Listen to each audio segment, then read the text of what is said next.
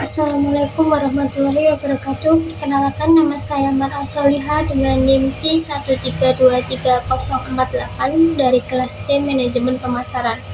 Di sini saya akan menjelaskan beberapa materi untuk memenuhi tugas pada mata kuliah Direct Marketing. Yang pertama yaitu apa sih pemasaran langsung itu? Pemasaran langsung adalah sebuah ilmu bagian dari pemasaran juga yang memungkinkan kita menjalankan tugas-tugas pemasaran tertentu dengan lebih efisien. Agar pemasaran berjalan secara efisien dari segi biaya, kita juga harus menyampaikan hal yang tepat kepada orang yang tepat dan pada waktu yang tepat.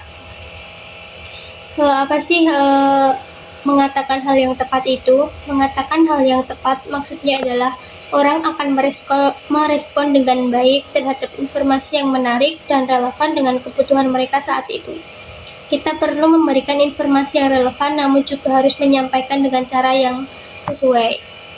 Selanjutnya yaitu menjangkau orang yang tepat. Apa sih menjangkau orang yang tepat itu? Maksudnya kita bukanlah pelaku.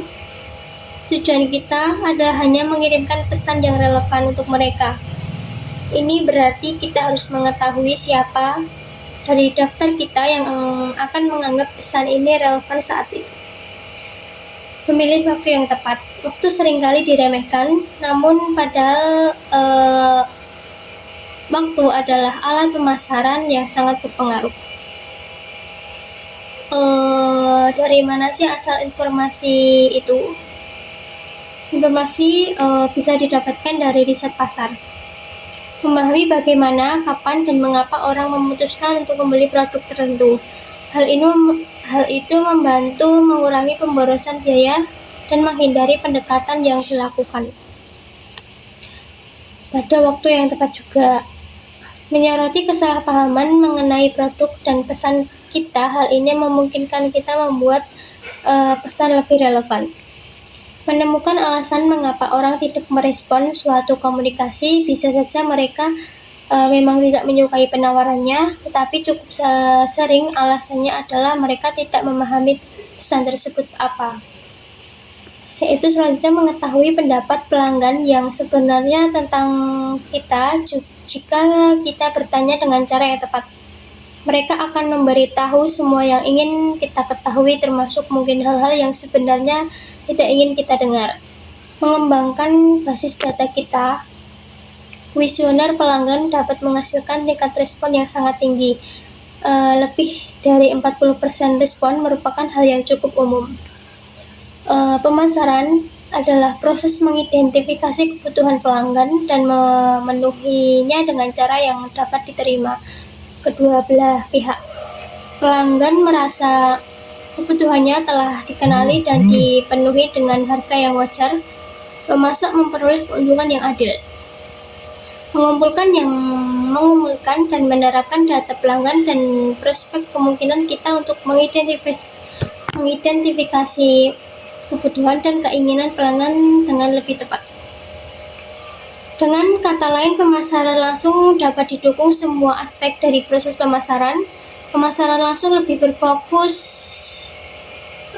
pada tingkat individu. Hal ini dicapai dengan menggunakan teknik manajemen informasi yang canggih yang memerlukan sistem komputer dan perangkat lunak. Dan pemasar langsung di modern menempatkan prioritas tinggi pada pengembangan basis data pemasaran mereka. Apakah ini merupakan pelanggaran privasi? Ini adalah area yang masih banyak disalahpahami, bahkan di antara para praktisi dan mereka yang berusaha mengatur efektivitas kita. Faktanya adalah tidak ada pemasar yang bijak yang ingin membuat pelanggan dan prospek merasa tidak nyaman dengan menyalahgunakan kepercayaan mereka. Mereka juga tidak ingin membuang uang dengan mengirimkan surat kepada orang-orang yang tidak tertarik pada produk atau penawaran kita. Kekhawatiran utama muncul dari penggunaan persyaratan opt-out atau opt-in. Pada formulir permintaan informasi, beberapa pendukung perlindungan data tingkat tinggi menginginkan semua pengiklan menggunakan opsi opt-in. Dalam kasus ini, pengiklan hanya dapat menggunakan nama, alamat, dan data pelanggan lainnya jika pelanggan secara eksplisit memberikan persetujuan. Untuk opt-in, pelanggan harus mencentang kotak yang menyatakan bahwa mereka ingin menerima informasi tentang produk dan layanan itu.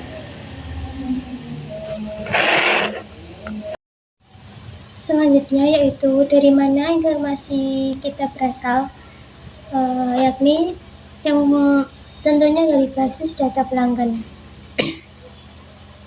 Menyimpan data pelanggan dalam basis data di komputer dengan fitur analisis dasar memungkinkan kita untuk mengelola, mengintegrasi, dan menganalisis beberapa jenis data seperti alamat pelanggan, prospek, nomor fax, email, nilai pelanggan, kebutuhan, identitas pengambilan keputusan, riwayat kontak, hasil promosi, sikap terhadap perusahaan dan produk kita, dan sikap terhadap penggunaan produk pesaing. Profiling dan segmentasi pelanggan. Pemasaran langsung bisa menjadi proses yang mahal. Satu pengiriman surat langsung bisa 100 kali lebih per kontak dibandingkan iklan di surat kabar. Lalu mengapa pemasaran masa kini semakin sering menggunakannya? Jawabannya adalah dengan pengiriman langsung, selain lebih besar memungkinkan bahwa prospek benar-benar melihat iklan kita juga bisa menargetkan kelompok atau segmen individu dengan pesan yang sangat spesifik dan menghindari banyak pemborosan yang terkait dengan iklan berskala besar. Selanjutnya, bagaimana sih kita memutuskan siapa yang masuk ke kelompok mana? Jawabannya adalah melalui analisis dan profiling. Mengapa pemasaran langsung terus berkembang? Di hampir setiap bidang, ini tersedia lebih banyak pilihan dan harga yang lebih kompetitif bagi konsumen. Informasi lebih banyak tersedia. Hal ini dimulai dengan situs seperti Wix, namun kini adalah banyak situs web di pasar konsumen maupun bisnis yang memuat artikel dan fitur yang membandingkan kelebihan dan kekurangan produk yang sudah tersedia. Tekanan lebih besar pada anggaran konsumen. Meskipun sebagian besar rumah tangga kini memiliki pendapatan yang dapat dibelanjakan lebih besar dibandingkan 20 tahun lalu, ada lebih banyak barang yang kini dianggap sebagai kebutuhan pemasar B2B atau bisnis ke bisnis. Juga menemukan bahwa pelanggan mereka mengalami tekanan biaya yang lebih besar dari sebelumnya, sehingga pembeli menjadi lebih selektif. Analisis pelanggan. Kita mulai dengan menganalisis pelanggan terbaik kita, jenis rumah tangga atau bisnis seperti apa mereka, di mana lokasi mereka, beberapa banyak yang mereka belanjakan dengan kita, kapan mereka memperbarui, dan seterusnya. Menurut prinsip Pareto, aturan 80/20, sekitar 80% mendapat pendapatan atau keuntungan yang biasanya berasal dari hanya 20% dari pelanggan. Rencana komunikasi pemasaran ini adalah dasar untuk mencapai proyeksi bisnis dengan memaksimalkan bisnis dari kelompok pelanggan paling menguntungkan dan dengan demikian mengoptimalkan penggunaan sumber daya. Mengembangkan kampanye pemasaran langsung, proses perencanaan kampanye yang pertama yaitu tentukan tujuan, 1 tahap atau 2 tahap, 3 mengidentifikasi audiens target dan di mana menemukannya, pilih pendekatan komunikasi umum, 5 tentukan waktu terbaik, 6 buat rencana kreatif awal, 7 pesan media, 8 yaitu produksi iklan, 9 yaitu mempersiapkan penanganan respons, 10 kirim pesan, 11 catat detail untuk pengukuran dan evaluasi, 12 akuisisi atau retensi. Kemudian itu menentukan tujuan. Tanyakan pada diri sendiri mengapa menjalankan kampanye ini. Apakah tujuannya untuk mendorong permintaan dari prospek baru, mengubah prospek lama menjadi pelanggan, membujuk pelanggan lama untuk membeli kembali, menjual lebih banyak produk yang sama kepada pelanggan, atau menjual produk atau layanan tambahan kepada pelanggan yang ada, atau cross-selling. Tujuannya harus smart. Smart itu bukan tujuan dengan cerdas, namun spesifik, terukur, ambisius, realistis, dan berjangka waktu. Spesifik yaitu memiliki tujuan seperti koordinat peta. Jika tidak spesifik, kita tidak akan tahu kapan telah tercapai. Terukur harus mencakup kuantitas dan batas waktu pencapaian. Ambisius yaitu bukan sekedar bisa dicapai atau juga memberi tantangan yang memotivasi. Realistis yaitu tetap masuk akal agar tidak kontraproduktif. Berjangka waktu yaitu maksudnya tanpa batas waktu, tak ada dasar untuk pengukuran. Apa sih yang dimaksud satu tahap atau dua tahap itu? Jika kita menyasar pelanggan yang sudah ada, seiring kali kita bisa mendapatkan komitmen atau penjualan dari satu kali pengiriman surat ini.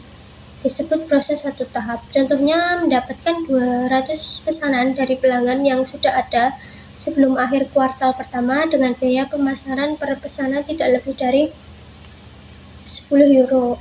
Namun jika menyasar prospek baru, prosesnya mungkin lebih kompleks. Tujuan masuk akal dalam kasus ini adalah membujuk konsumen untuk meminta informasi lebih lanjut atau mencoba tanpa kewajiban.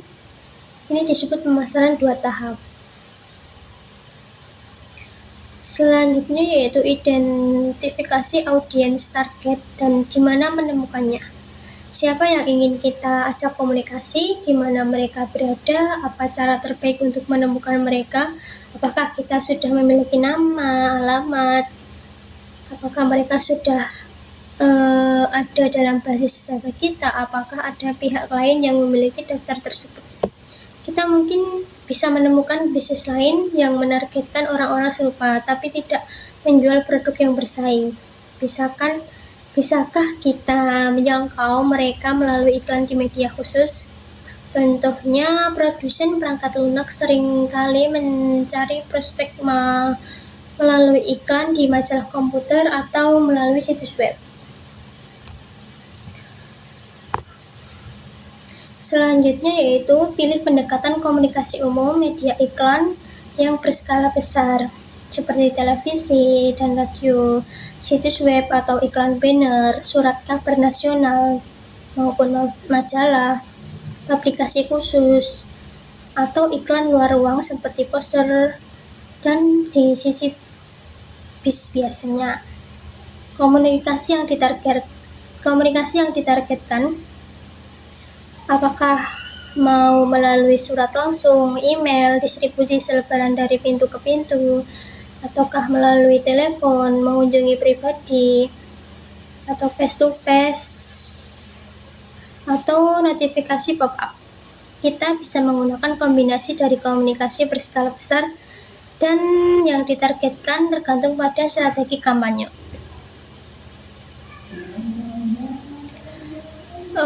Kampanye di masa depan akan lebih mudah direncanakan dan lebih mungkin berhasil jika didasarkan pada pengalaman sebelumnya. Pendekatan terbaik adalah dengan mengembangkan quote book atau buku panduan atau quote file berbasis komputer. Detail yang dicatat akan bervariasi tergantung pada aktivitasnya, misalnya iklan, surat pengiriman, atau kampanye tidak lanjut melalui telepon. Kita juga bisa menambahkannya biaya lainnya seperti waktu yang dihabiskan oleh tenaga penjualan. Apapun keputusan kita mengenai keseimbangan bisnis antara mendapatkan dan mempertahankan pelanggan, dan sebaiknya apa waktu serta uang yang kita alokasikan untuk mendapatkan pelanggan baru. Kita terlebih dahulu memaksimalkan bisnis yang dapat kita kembangkan dari pelanggan yang ada dan yang pernah ada. Berikut beberapa urutan yang benar dalam mengalokasikan anggaran promosi adalah sebagai berikut. Yang pertama yaitu pelanggan yang sudah ada terlebih dahulu. Mengingat faktor biaya, sangat penting untuk memprioritaskan, mempertahankan, dan mengembangkan pelanggan yang sudah ada sebelum menggunakan dana promosi untuk mencari prospek baru. Yang kedua yaitu calon pelanggan yang pernah menghubungi kita. Sumber bisnis terbaik kedua adalah mereka yang sudah pernah berinteraksi dengan kita meskipun baru sedikit. Ketiga yaitu pelanggan baru di urutan terakhir. Masuk akal untuk menghabiskan semua kemungkinan bisnis tambahan atau perpanjangan dari pelanggan yang sudah ada sebelum masuk ke wilayah yang lebih berisiko, yaitu mencari pelanggan yang benar-benar baru. Ketiganya semuanya penting, namun lebih baik kita mengutamakan pelanggan yang sudah ada terlebih dahulu. Mungkin itu yang dapat saya sampaikan. Apabila ada salah kata maupun perbuatan, mohon maaf. Wassalamualaikum warahmatullahi wabarakatuh.